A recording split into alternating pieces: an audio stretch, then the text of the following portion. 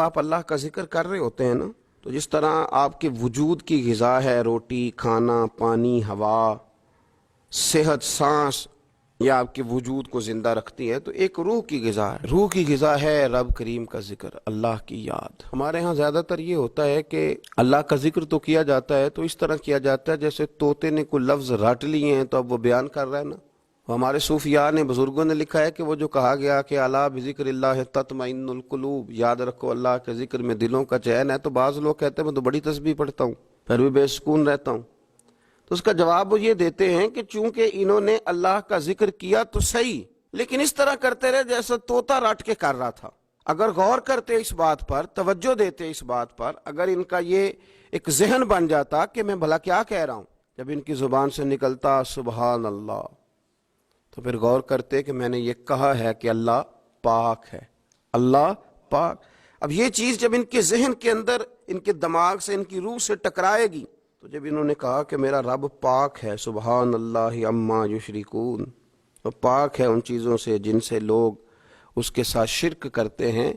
تو اب جب کہا کہ وہ پاک ہے اور اس نے جو چیز بنائی ہے وہ حسین و جمیل ہی بنائی ہے، ہر عیب سے پاک ہے، وہ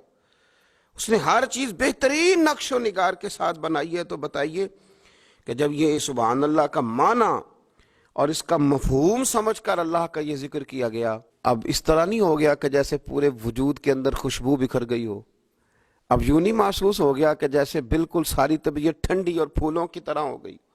اب ایسے نہیں محسوس ہو گیا کہ جیسے اللہ نے قوت، طاقت اور روحانیت عطا کر دی۔ اور پھر جب کسی شخص نے کہا کہ الحمدللہ، تمام تعریفیں اللہ کے لیے، تو اب آپ اندازہ فرما لینا کہ وہ کتنا عظیم اور کتنا بڑا مالک ہے کہ کہا جا رہا ہے کہ میں کسی کی کوئی جھوٹی تعریف نہیں کروں گا، مجھ سے کسی کی خوشامد نہیں ہوتی، اور کوئی کتنا بھی اونچا چلا جائے یہ ساری تعریفیں کمزور ہیں، حدود والی ہیں، ایک رب ہے الحمدللہ جس کے لیے تمام تعریفیں، تمام تعریفیں اسی رب کے لیے۔ اور جب کہا اللہ اکبر، اللہ بہت بڑا ہے، جب اس کی زبان سے یہ جملے نکلتے ہیں تو آپ ذرا غور فرمائیں کہ وہ کہاں پہنچ جاتا ہے۔ وہ پھر کیا کبھی کسی سے ڈرے گا؟ وہ کسی چیز کا خوف طاری کرے گا؟ کوئی چیز ایسی ہوگی جو اس کے نفسیات پر حاوی ہو سکے؟ سب سے بڑا تو اللہ ہے، تو وہ کبھی بھی کسی بڑے آدمی کے رعب کا شکار نہیں ہوگا، وہ کبھی کسی کی دولت، کسی کا اقتدار، کسی کی قوت اور کسی کی ظاہری طور پر تھوڑی بہت چمک اسے خیرہ نہیں کر سکے گی، اس لیے کہ وہ جانتا ہے کہ اکبر صرف اللہ ہی ہے۔ تو اب اس کے اندر بہت بڑی طاقت آئے گی، بہت بڑی ہمت آئے گی، وہ بہت زیادہ اپنے آپ کو قوت والا محسوس کرے گا۔ تو یہ جب تھوڑا سا غور کرتا ہے کہ میں کیا کہہ رہا ہوں، میری زبان سے کیا نکل رہا ہے،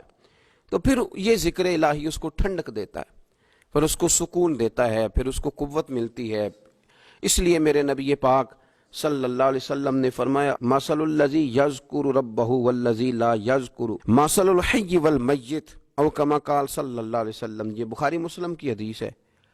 نبی پاک صلی اللہ علیہ وسلم نے فرمایا اس کی مثال جو رب کا ذکر کرے اور اس کی مثال جو اللہ کا ذکر نہ کرے، مثل الحی والمیت، ان لوگوں کی مثال کی طرح ہے جو زندہ اور مردہ ہوتے ہیں۔ وہ ذکر کرنے والا زندہ ہے، ذکر کرنے والا زندہ ہے، اور ذکر نہ کرنے والا ہواؤں میں اڑ رہا ہے، کروڑوں روپے اس کی جیب میں پڑے ہوئے ہیں، لاکھوں کا سرمایہ ہے، بہت سارے لوگ جانتے ہیں، وہ محسوس کرتا ہے کہ بڑا جانا پہچانا جاتا ہوں، بڑا سمجھا سکھایا جاتا ہوں، بڑے لوگ میرے نام سے آگاہ ہیں، شعوری طور پر میں ایک بڑا آدمی ہوں، لیکن ہے مردہ، اس لیے کہ زندگی تو زندہ دلی کا نام ہے۔ مردہ دل کیا خاک جیا کرتے ہیں، زندہ وہ ہے جس کا مصلی آباد ہے، زندہ وہ ہے جس کی زبان اللہ کو یاد کرتی، زندہ وہ ہے جس کا کبھی کبھی دل کرتا ہے کہ آج قرآن شریف کھول لوں،